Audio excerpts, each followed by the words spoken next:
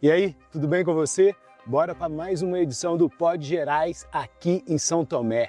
E desta vez nós vamos falar mais da história, do que foi apurado, do que está ali registrado. E para isso eu vou falar com o Edson, ele que é o secretário de Cultura aqui de São Tomé, equivalente ao secretário de Cultura, e conhece a fundo toda a história de São Tomé. Então agora se prepara que a gente vai embarcar nessa cronologia.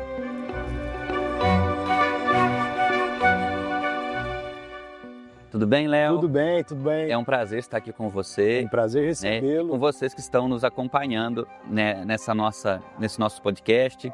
Então é um grande prazer poder compartilhar com vocês um pouquinho da história de São Tomé. E tem história, né? Como tem história. Aqui, conversando com ele aqui um pouquinho antes só, fiz uma pergunta que eu já fiquei de cara. São Tomé antecede a vinda da família real para o Brasil? Com certeza. O primeiro documento escrito que se tem é de 1759, um atestado de óbito de uma menina que faleceu no bairro e foi sepultada na cidade de Baipendi. São quantos anos a partir desse registro? Quase 300 anos. Quase 300 anos. No Brasil é raro, são raras cidades com 300 anos, né? Sim, são raras as cidades com 300 anos. Aqui na nossa região a gente tem algumas, como Campanha, Euruoca, Baipendi, né? E São Tomé não fica muito distante dessas primeiras aqui do sul de Minas. Esse pioneirismo, né, da cidade, ele contribui também para todo esse aspecto místico que a gente já tratou nos outros episódios, né? Por ser muito tempo, né, muita coisa acontece. E com certeza, a história de São Tomé, ela é sempre marcada por um misticismo, seja ele esotérico, como é divulgado hoje, mas também um misticismo cristão. Sim. A história surge, né, a gente conhece, tem a lenda do escravo João Antão, que fugiu do seu senhor e veio se abrigar aqui na gruta, mas tem também uma outra face da história, que é a do homem de branco que apareceu para o João Antão. Ah, é? Alguns falam que ele é São Tomé, mas o que a gente compreende pela história é que ele era um jesuíta fugido da perseguição do Marquês de Pombal, que veio se abrigar aqui para contemplar a beleza da natureza. Então era um eremita. E a mística das pedras, da natureza, a beleza de tudo isso aqui atraiu ele. Atraiu. E a gruta é uma perfeita casa para que ele pudesse morar. Então acredita-se que ele morava na própria gruta. E hoje, aí, 300 anos depois, aí, né, as pessoas do Brasil inteiro vindo para cá para poder buscar justamente o que ele estava buscando naquela época. O nome dele era Francisco Alves Torres. E nós temos um documento, um pouco depois disso, em 1770, que ele escreve à Diocese de Mariana, pedindo permissão para construir uma igreja aqui dedicada ao apóstolo São Tomé. O que apareceu na gruta, segundo a lenda, é a imagem de São Tomé, que era mais ou menos uns 50 centímetros e que foi roubada da igreja matriz em 1991. E seguindo a história, vamos voltar lá. Pegou o santo, apareceu a história do santo, né? O santo aparece, o escravo chama o seu senhor. Primeiro esse homem de branco aparece, né? Esse senhor vai buscar o patrão dele vem aqui. Isso tudo faz parte da lenda. Isso. Mas o que a gente tem constatado é que o capitão João Francisco Junqueira, que é o pai do Barão de Alfenas, ele vai então ajudar esse eremita a construir a Ermida de São Tomé, que em 1770, até estamos para completar os 255 anos desse acontecimento, 23 de março de 1770, a Diocese de Mariana permite que se construa uma ermida dedicada a São Tomé, aqui na Serra das Letras. Antes de ser chamado de São Tomé das Letras, era chamado também de Serra das Letras. O primeiro nome é Serra de Itacoatiara, que significa Serra da Pedra Pintada, que é indígena. Depois Serra das Letras e depois São Tomé da Serra das Letras. As pinturas rupestres que despertam tanta curiosidade do pessoal, elas são infinitamente mais antigas, né? São coisas de milhares de anos, né? Com certeza. O que sabe-se sobre essas pinturas, elas foram feitas pelos indígenas, é isso que se acredita. Há também algumas interpretações, né? Até pelos jesuítas, que foi feito pelo apóstolo São Tomé quando passou pelo Brasil, né? Fala da pessoa de Sumé, Sumé ou Zumé, como é interpretado, né? Isso aí é uma alegoria que foi falada. Então, aqui vai ser chamado de Serra das Letras justamente por causa das pinturas rupestres espalhadas por toda a serra. Estima-se que essas pinturas rupestres tenham entre 3 e 6 mil anos e foram feitas por povos originários que não deixaram nomes tribais registrados, mas que são parte da longa ancestralidade dos povos indígenas brasileiros, mais diretamente dos indígenas cataguases, identificados e perseguidos durante a colonização. E essas pinturas rupestres, né, espalhadas, algumas foram resgatadas, estão em casas, sendo rupestres, elas remetem ao que os primitivos faziam, né? Tipo caça, sexo, reprodução, esses elementos. Seria mais ou menos nessa linha? Mais ou menos nessa linha. Fala do cotidiano da vida daquele povo que viveu aqui na Serra das Letras, em São Tomé. Então essa é a primeira parte da história, né, Edson? Até 1700. Mas e o que rolou até a virada do século aí, por exemplo? Olha, nós vamos ter um grande acontecimento em 1840, que é a elevação daqui à freguesia. Freguesia é o que a gente chama hoje de paróquia, no nível religioso, e no nível civil de distrito. Entendi, virou distrito. Virou distrito em 1840. Houve toda uma campanha, toda uma preparação para isso acontecer e aqui se tornou distrito. Então, naquele tempo, o distrito, São Tomé, pertencia ao distrito de Carrancas. Entendi. Depois ele passou para o distrito de Lavras, tudo isso dentro do município de São João del Rei. Depois Lavras teve a sua independência, se tornou município e quando chegou em 1840, São Tomé se tornou distrito e foi anexado ao município de Baipendi. Como que estava a estrutura social aqui nessa data? O distrito naquele tempo era formado por grandes proprietários de terra, barões, né? Tinha o Barão de Alfenas, depois mais adiante vai ter o Visconde de Caldas. A família Junqueira era a família mais importante aqui da região e eles eram proprietários de muitos escravos. Naquele período, até tem um estudioso que fez um estudo sobre a questão escravocrata de São Tomé das Letras. Ele vai dizer que em São Tomé não se media riqueza por bens, se media por escravos. Quem mais possuía escravo tinha mais poder. Era visto dessa forma, uma situação muito triste, muito lastimosa, mas naquele tempo era assim que se pensava. E escravo era um caro, né? Era caro, né? Era uma coisa que só pessoas muito abastadas, né? Que tem um nível de riqueza assim de outro mundo mesmo para ter, né? Em todo o território do distrito de São Tomé moravam pessoas muito abastadas, muito ricas, e eles mediam sua riqueza pelos escravos. Um triste fato histórico, né? Mas a gente tem que guardar, inclusive até para ajudar a desconstruir o que resta desse vestígio hoje, que é o racismo, Com né? certeza. Que é uma forma da gente mostrar de onde que vem esse preconceito com o objetivo de acabar com ele, né?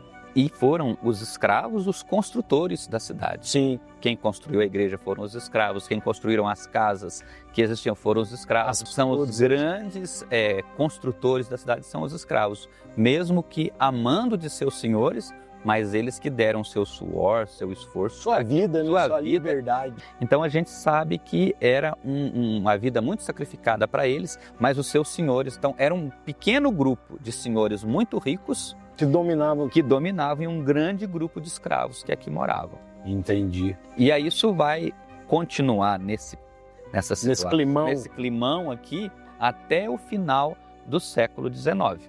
Quando vem a abolição da escravatura, as fazendas vão enfraquecer, porque se o monte mor deles, né, se a riqueza deles estava no escravo, quando o escravo é liberto... não é bem liberto, né? Foram marginalizados para a rua, né? Chamar de liberdade teria que ter dado alguma assistência. Eles não tiveram assistência, né? Então eles foram dispensados sem nenhum tipo de assistência. Mas vamos seguindo. E diante disso, os barões, né, os grandes proprietários vão meio que afastar de São Tomé. São Tomé vai entrar no século XX como uma espécie de serra pelada. Então, com a mudança do sistema administrativo do Brasil, que era antes um império, a monarquia para a república. Isso aconteceu não só com São Tomé, mas todos os lugares que tinham uma certa expressão no Império, na mudança para a república, esses lugares foram um pouco abafados. Isso aconteceu com São Tomé, aconteceu com Campanha, aconteceu com Baipindi. Então as cidades fortes da região aqui naquela época eram esses polos. Entendi. Depois passa a ser as outras cidades que hoje são grandes, como Varginha, Três Corações, até como para mostrar realmente uma mudança de sistema, né? Deixa de ser uma monarquia, um império e passa a ser uma república. E aí a gente entra aí nos conturbados, né? Século XX. Semana da Arte Moderna rolando ali, 22, começando aquele climão de guerra. Como é que estava a cidade, cara? Era um lugar rural. Rural, tranquilo. Rural. As pessoas, a maioria, ou digamos assim, 90% da população morava na zona rural. Na verdade, nem no período do século XVIII, as casas aqui eram lugar de moradias fixas. Era um lugar para o pessoal vir passar festa, para vir participar de uma Semana Santa, de uma festa do padroeiro, era tipo um Natal. Um balneário religioso da alta burguesia. Isso, era um lugar assim. E depois, no início do século XX, também era assim que São Tomé era.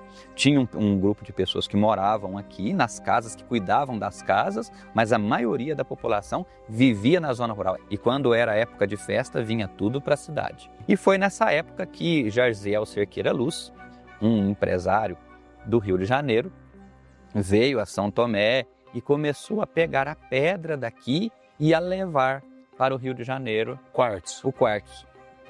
É muito utilizado, né, no revestimento de piscinas, de ruas, de paredes, de casa. Começou a levar para o Rio de Janeiro e como a linha do trem já vinha perto de São Tomé, que é, né, a 20 quilômetros daqui, que chama Estação de São Tomé, começou a se trabalhar a pedra e a levar a pedra de trem para o Rio de Janeiro. E assim a cidade voltou a crescer e começou a ter uma nova classe, os operários. Isso, os operários começaram a surgir na cidade através do trabalho nas pedreiras. Ela teve um tempo de respiro, né, entre o final da escravidão e até ter esse respiro para entrar nessa era, né? Isso. Ela ficou parada. Então isso preservou muito as casas. Preservou muito as casas. Mas também, o que aconteceu? Como aqui começou a ser um lugar muito longe, não tinha muito recurso, não tinha água, não tinha luz. E na época já começou a surgir outros locais, como por exemplo Cruzília, no final do século XIX, já começou a paróquia de Cruzília, que era mais próximo para a família junqueira poder participar das celebrações, viver aquela Cruzília. Que era o que importava, né? Que era o que importava. Então, naquela época, aqui começou a haver uma perca de interesse. Os proprietários das famílias abastadas do século XIX começaram a vender as casas e as pessoas mesmo da zona rural, até pequenos sitiantes, começaram a comprar essas casas, só que não tinham dinheiro para manter. Então, muitos casarões foram demolidos, foram substituídos por construções de alvenaria, né? Tem foto aqui de 1950 que a própria praça não tinha uma árvore, não existia o coreto, isso aqui era apenas um campo, né? Então, isso foi feito depois, é coisa que veio mais recente, né? Então, toda aquela arquitetura do século XIX, ela acabou sofrendo uma certa modificação, mas ainda foi bem devagar e foi preservado tudo isso devido a esse respiro que houve nessa a escravidão e os operários. E os operários. Quando que os hippies, os malucos de BR chegaram aqui e ficaram encantados? Olha, a partir da década de 60, 70... Justamente na época dessa revolução cultural. Justamente nessa época que começou a ser visto como um refúgio, um lugar de paz, de mística e aonde as pessoas se sentiam à vontade para ser quem elas eram. O povo era muito simples, continua sendo um povo muito simples e muito acolhedor. Então, no que vinham para cá, eram acolhidos, eram bem recebidos e sentiam-se muito livres e podiam experimentar da beleza da natureza. Naquela época, né, os estudos que são falados é que a população que vivia aqui em São Tomé era uma população muito humilde, passava até algumas necessidades. Era praticamente uma comunidade mesmo, era uma família quase, né? era uma família. E tocando esse ponto de família, eu nasci em 85, eu ainda pude experimentar uma das coisas que eu acho que era o mais gostoso de São Tomé. Sabe o que era? Não tinha muro nas casas. Sério, cara? Não tinha. A gente, para ir de uma rua para outra, a gente cortava caminho pro quintal do vizinho. E como é que você via essa galera andando aí, os hippies, os malucos de BR, quando você era molequinho? Eram pessoas comuns como a gente, né? Eu nasci em 85, a gente já cresceu dentro dessa realidade, né? E isso é uma coisa muito interessante, cara, porque muita gente pode pensar assim, mas vou criar minha criança perto daqueles, vai ficar igual... Nada a ver, né? Tem nada a ver. É questão de opção de vida, opção de criação. Então, assim, a gente tem um respeito, percebe a diferença de cultura, mas Santo Tomé é uma cidade cosmopolita. E eu acho que isso torna aqui um lugar mais especial, porque vivem povos, pessoas diferentes que convivem de forma harmoniosa, né, em busca de uma boa convivência, onde respeitando cada um a sua diferença religiosa, a sua diferença cultural, o seu modo de pensamento, onde todo mundo consegue sobreviver e viver uma vida com dignidade. Aqui é onde que ateu, umbandista, cristão, maluco, todo mundo se olha com carinho, né? Com carinho e com respeito. Então é um lugar assim que sabe respeitar a diferença do outro. E é interessante pontuar também, né, Edson, que receber essa turma, né, esses hippies, né, aqui, os malucos de BR, foi muito bom para divulgar a cidade no Brasil inteiro. E foi uma divulgação sincera de boca a boca, né, que inicialmente vinham mais só esse pessoal. Com certeza, né? No começo, quem primeiro trouxe visitantes para cá foi a Teosofia, a Sociedade Brasileira de Obiose. Então tudo começou, até então, aqui era um distrito de Baipendi, o último distrito. Então todo esse movimento fez com que o turismo em São Tomé tivesse um grande boom na década de 80, década de 90. Legal. E daí em diante tudo foi crescendo. E a situação aqui era uma coisa tão familiar e tão interessante que quando eu era criança, né, eu me recordo de uma Semana Santa que ficou tão cheio que a minha mãe alugou a sala. Olha só. Alugava o banheiro para o povo tomar banho. Então, assim, não tinha esse medo, esse receio do turista. Então, alugava o banheiro para tomar banho, a mamãe alugou os quartinhos. Andava lá dentro da casa. Alugou a sala para uma pessoa dormir. E eu não tinha nem 10 anos e era guia. E olha só como que foi diferente, né? Você pegar dos anos 80 para cá, como que essa mudança foi abismal, né? Hoje... Você aluga uma casa pelo Airbnb, que você nem conversa mais com ninguém. Você chega lá, destrava, entra, coisa do... Uma nova mudança está vindo aqui, né? E São Tomé está conseguindo preservar. Como é que está essa preservação nessa nossa nova era da comunicação, né? Então nós temos buscado, principalmente no campo nosso, que eu trabalho com a cultura, primeiro resgatar a dignidade de uma cultura letrense. Né? O que seria essa dignidade? Olha, muitas vezes a cultura do povo do lugar, ela é escondida por uma cultura que veio de fora.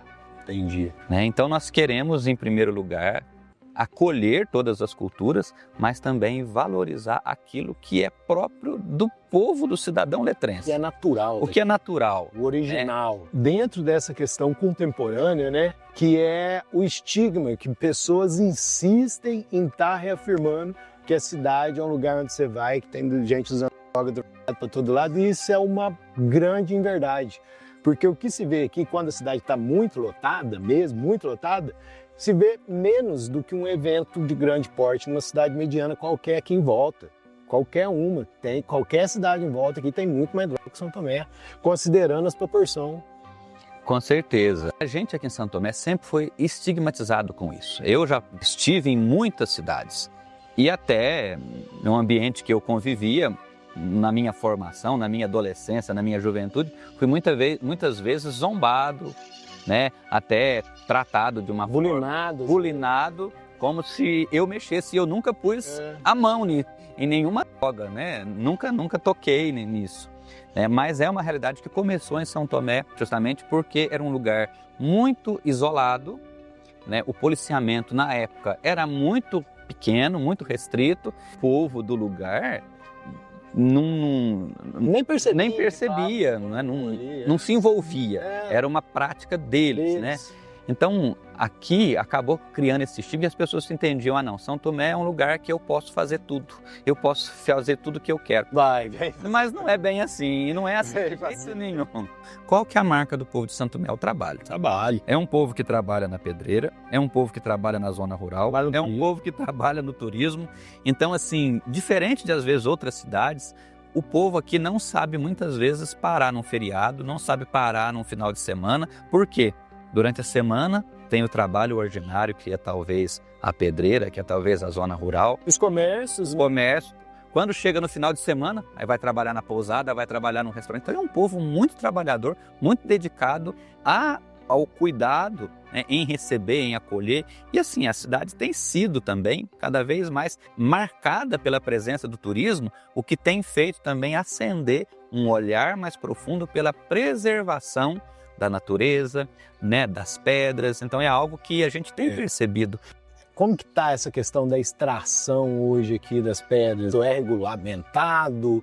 É muito regulamentado. Tanto é que se você olhar a quantidade de extração de pedra que tem hoje e o que tinha 10 anos atrás, olha, houve uma diminuição. Então, quer dizer gigantesca. Por quê? Porque as leis ambientais estão mais apertadas, né? A própria lei do uso do explosivo é mais apertado, as leis trabalhistas são mais apertadas e também, assim, houve uma desaceleração do trabalho, né? Eu fui criado com o dinheiro da pedreira. Meu pai foi extrator até aposentar. E aí muita gente aqui comeu o pão que veio da pedra. A pedra foi importante e continua importante, mas há também uma preocupação em fazer isso de uma forma a agredir o mínimo possível do meio ambiente. E as áreas que já foram exploradas, tem algum programa de recuperação para essas áreas? Ah, sim, as mineradoras que fizeram um trabalho de colocação, né, de recolocação do reflorestamento, mas até lugares onde não se fez nenhuma coisa, a própria natureza cobriu por conta própria. Cobriu, né? Cobriu.